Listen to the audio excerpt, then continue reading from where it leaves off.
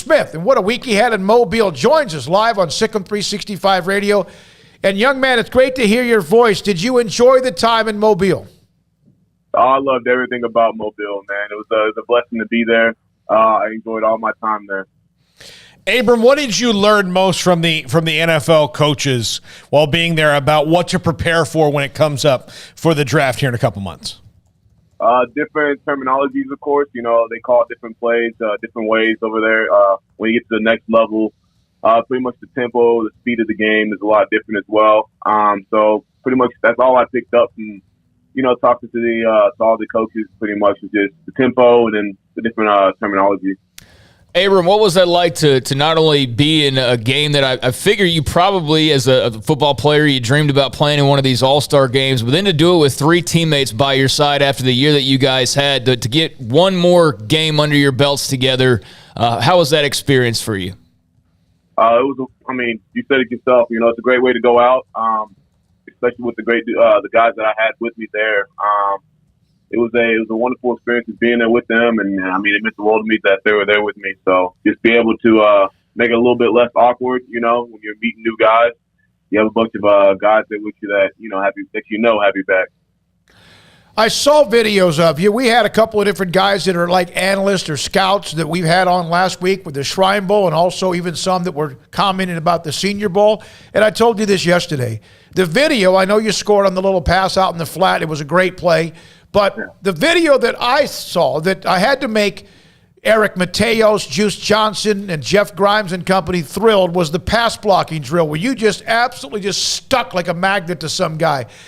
How much was that, and how much feedback did you get because of how good you did it, how well you did it? I learned a lot of that from Coach Juice himself, you know, so I give a lot of the credit to him. But feedback-wise, foot placement was good, hands were good, hands were inside, you know, thumbs up. So the feedback that I got from pretty much scene I got back from it was pretty much what Coach Juice would always like preach, you know, hands inside, thumbs up. You know, you got to have that faith when you get into it. So I guess the feedback I got from the running back coach is pretty solid. Told me I did everything just about right. So maybe a little bit more punch on my part, but other than that, I thought I did a pretty good job there. Have you reflected on what a wild year it's been for you individually? A year ago now, you guys are coming off a 2-7 season. You're still a linebacker. And then a year later, you've won the Big 12, won the Sugar Bowl, and now you're sitting at the Senior Bowl ready to go to the NFL as a running back again.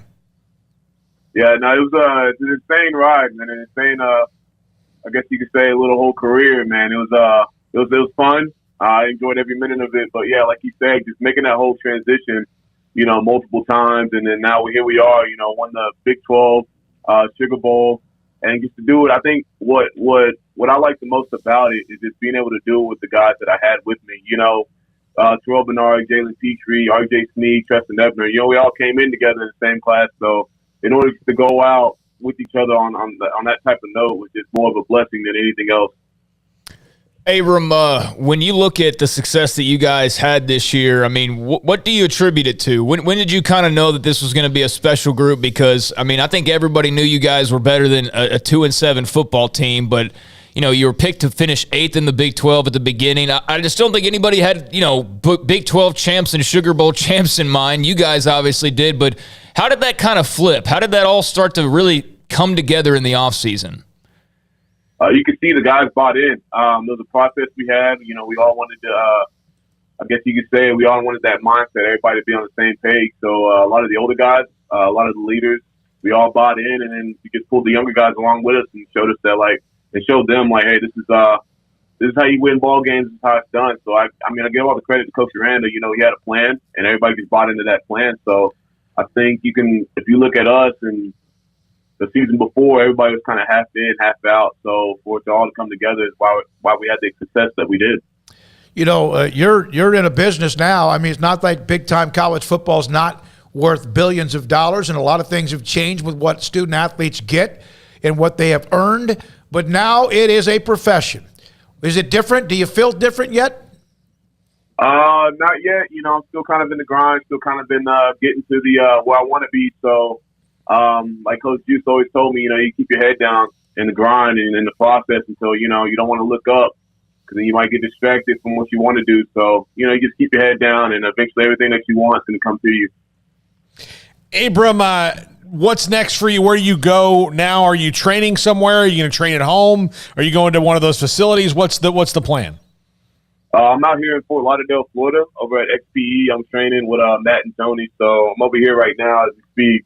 That's kind of what I've been doing this whole time before the Senior Bowl, and that's what I'm going to do, before the Combine and Pro Day. Abram, what's it like in Abilene, Texas, as far as, the fans, your family, your friends, everybody you grew up with, to see the journey that you've been on? I mean, I saw it via Twitter, all season long, but do you feel like you got a big hometown crowd backing you right now? I think I got a huge hometown crowd, huge hometown crowd back home. And it's, like I said, it's a blessing. You kind of just sit there and, my dad, one of my biggest fans, along with my mom, but I like to say my dad's my hugest fan. He loves all this. He loves all that's coming with it. It's I think for a lot of us, it's like just getting the opportunity to showcase, the skills that I have and, just the blessings that come along with it. But yeah, all my people back home, I'm pretty sure they're happy. I get a lot of feedback from the guys in my old high school, so everything's going pretty good back home. I saw Herschel Sims reach out to you on Twitter. Have you spoken with him at all? We kind of been here and there, but Herschel Sims, that's one of the dudes I modeled my game after. So for him to hit me up is pretty solid. But other than that, I think coming and hearing words from him, encouragement, advice, all that, it's like a big brother deal. Hey, Abram, you again had the week in Mobile, and now you have much more to go between now and the draft. Do you feel like because of how Baylor changed with Jeff Grimes and the wide zone offense, the running game with Eric, and of course you mentioned Juice, and there's other coaches on the offense with Sean Bell.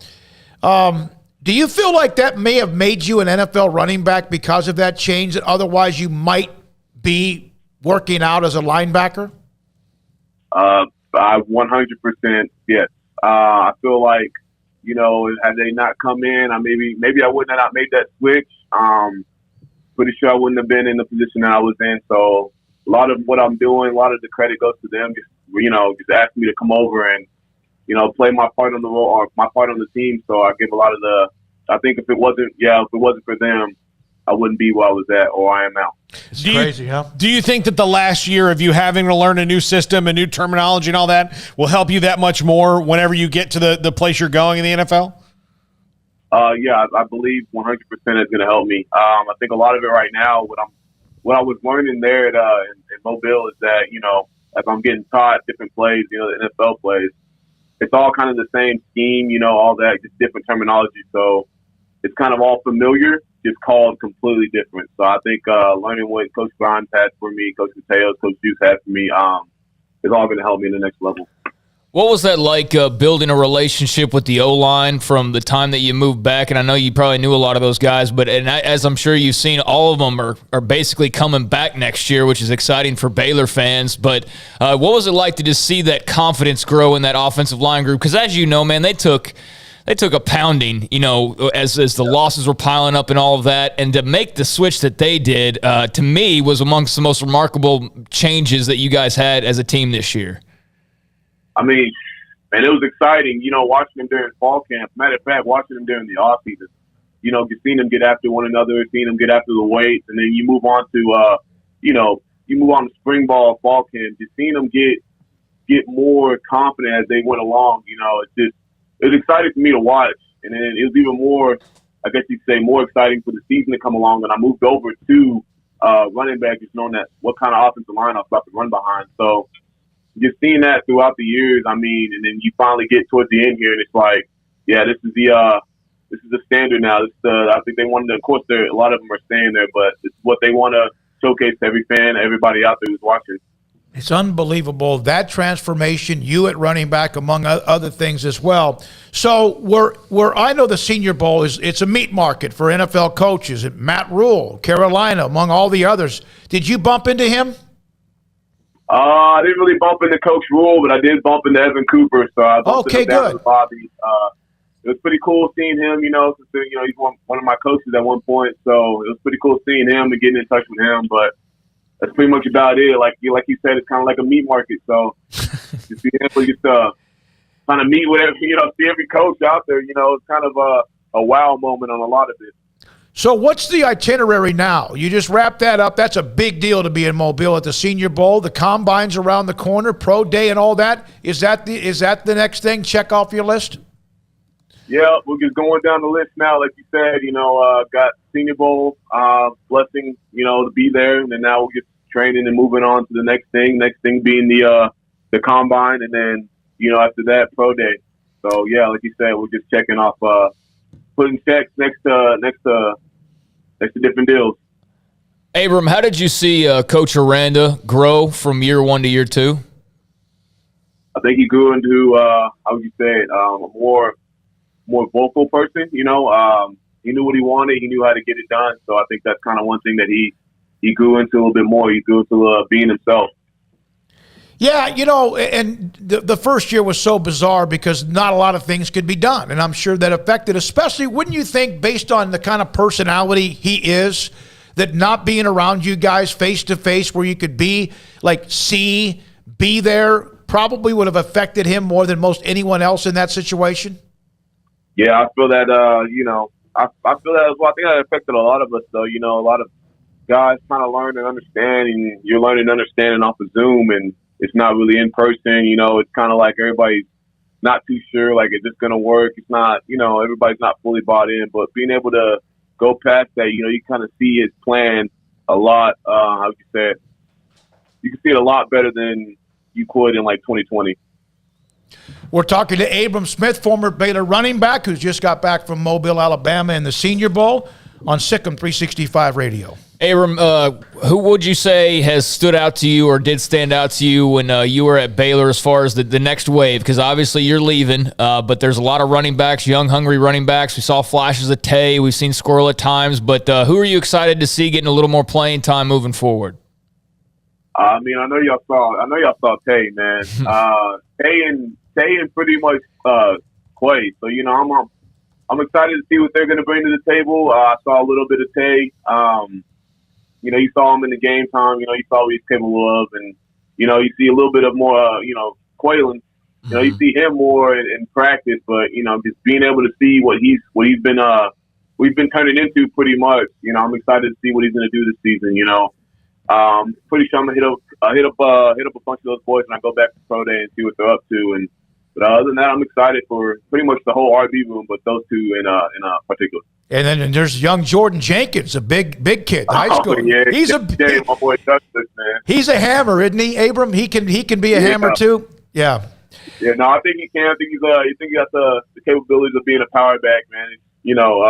With weight, he's got a good frame on him. So I think when that weight comes on, it's gonna be a whole different story with him. Thank you for your time, buddy. Thanks for your time. We're rooting for you. Good luck going forward. We'll see you at Pro Day among some other things as well, and hope to maybe even see you at the NFL Draft. Thanks for your time. No, I appreciate y'all, man. Y'all be easy. What a great story. What an incredible story of how life can be changed because of a coaching change, and then another one in the middle of or right after the first year, and now he's an NFL running back prospect. Yeah, I think most people who have followed Baylor now know the story backwards and forwards because it's been mentioned so often, but it is pretty crazy. I mean, to go from a linebacker who's on a 2-7 team to a starting running back breaking the school single-season record on a Sugar Bowl and Big 12 champs team all in a year, it's pretty crazy 180 for somebody to go through, but a great 180 to go through. And yeah, I mean, he left a nice legacy, and it'll be up to others to now build off of that and to carry the load. But he certainly did his business and didn't held up his end without a doubt. I mean, they don't win the Sugar Bowl without him. They don't win the Big 12 title without him. They don't win 10 plus games without him. He was great, and good to see that he's turning some heads now in the NFL as well, and hopefully that journey continues to just blossom along the way. When we come back, Aaron Torres.